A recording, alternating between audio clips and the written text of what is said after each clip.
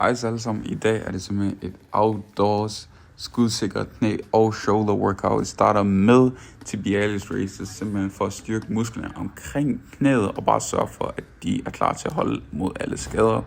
Derefter er det et full depth push-up, simpelthen for at komme helt ned og få en full range of motion, så du bruger altså hele delen af skuldrene, og det forebygger mod skader. Derefter er det external rotations, som er en af de bedste øvelser for simpelthen at sikre, at dine skuldre ikke bliver skadet. Så for at tage den sikkert, langsomt og stabilt, ligesom jeg gør i videoen her.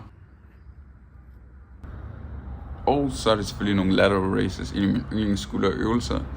Jeg sørger for at tage dem langsomt, i hvert fald ned, fordi så kan det virkelig skabe det der burn og styrke dine skuldre.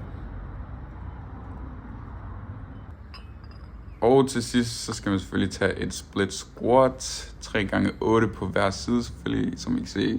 Så har jeg det rimelig hårdt med den her øvelse.